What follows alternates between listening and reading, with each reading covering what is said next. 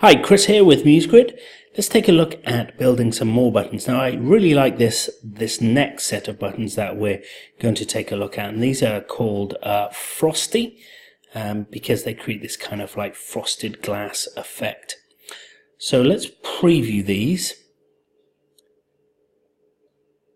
Now one of the reasons these buttons work really well is this bokeh background image here, and it really makes these buttons stand out. So I would say that these buttons, because they're quite light, they need to be on a darkish background, but they work especially well on this out of focus background image, which you can easily create in Photoshop. So let's take a look at how these buttons are put together. I'm just going to lock this background here, right click and lock, and we're just using a text frame, would you believe it, on these initial buttons, but we're using some stroke and some fill. Let's take a look at how that's put together. So on the normal state, we're using a fill, we're using a gradient, and we're using white on both parts of the gradient. Now the first part of the gradient we're using at 58%, and then we're dropping down to 10%, so quite see-through to create that real glassy feel to it. Then we add some stroke to it, and we're just adding a 1 pixel stroke on the bottom of the button. And you can see, especially when we've got the corner radius here, you can see how it scoops in at the sides here and really makes that glassy feel like that it's catching the light. And the last thing we've done with these ones is we've added some drop shadow at 75% opacity. We're using a 45-degree angle, and this 4% blur, 3% distance. And finally, just to add to the effect, and it might not be that noticeable, but when it's not there, you do notice it. It just adds a little bit of color and brightness to the white, because this white here, we really want it to stand out to create that glassy feel. So we've added some inner glow, and we've chosen a color actually from the palette of the image, and this is a good idea to use a color, a mid color, so not a really light color, not a really dark color, and then we're using opacity of 11%, and then we've added quite a big blur to it, so it's got quite a big fade to it of 22 pixels. And because we've chosen the color from the background here, we're getting this it really does blend in nicely. So that's the basic glass button. Now with these glass button, which has got the icon, what we've done here again is we're using a text frame, and we're using a state button as the container, and that hasn't got any effects or color or anything on it. It's just fully transparent. So that's the container. We're using the text frame button with the spacing and padding, but we're also using again if we go to our text here, you can see that we're using quite a bit of left margin to push the text over. So we've got this left aligned text with some left margin, just pushing the text along to give us the space for the icon. Now on the icon, we've added the radius, the 50% radius on one side, flattened off the other side, and then we've added a thin white line. So that's just 1 pixel there.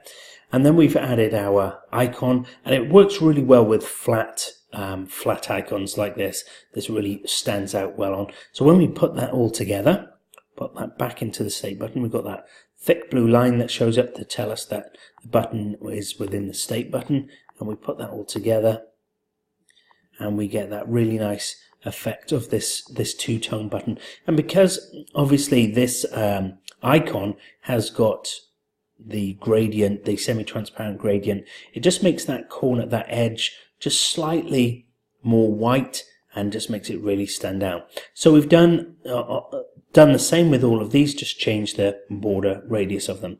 Now on this button here, we've done the same thing, but what we've done is just reverse the text. So you can see, if we look in our text panel here, we've got the text left aligned, but we're adding we've added some space there, and we've moved this icon over to the other side. So that's all we've done with that, just to create that different style of button.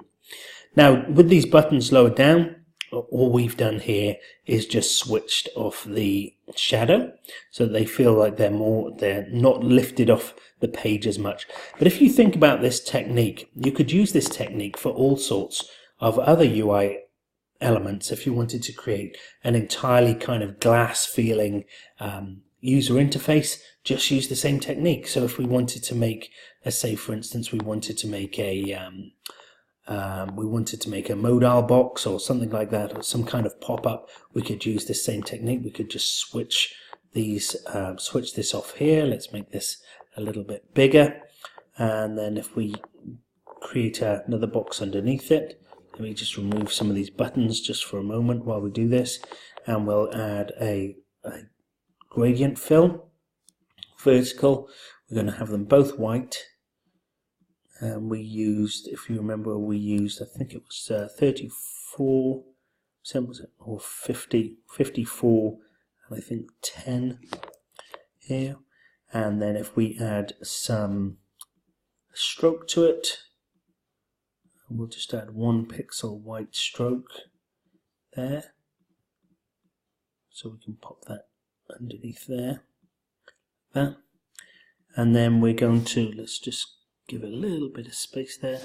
We're going to add some effects to it, so we're going to add some drop shadow there. Let's bring this, in fact, one of the easiest things that we could do rather than doing that, let's just select the button, create a graphic style. Let's call that glass, and then click this and apply the glass style to it. We're just going to switch those corners off, so now we've got that glass style there as well. So you can see that we could quite quickly put together some nice, let's remove some more of these buttons. I'm actually going to change that border radius to, let's say, change that to 20, so it's not so heavy. Copy that. Rather than copy, let's use Alt and drag that down to there.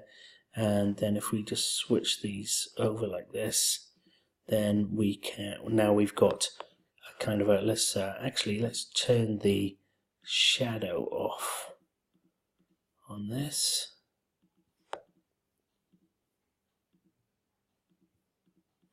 Now we've got kind of a glass feeling interface element there, just very, very quickly done, just to show you how you can use this technique to create some other UI elements. So it's really easy to create these glass type buttons, and as I said, it works really well on a blurred out bokeh type background. You can try it on other backgrounds, but we found it works better on this kind of background. But a really nice look, really nice UI elements. So let's move on to our next buttons.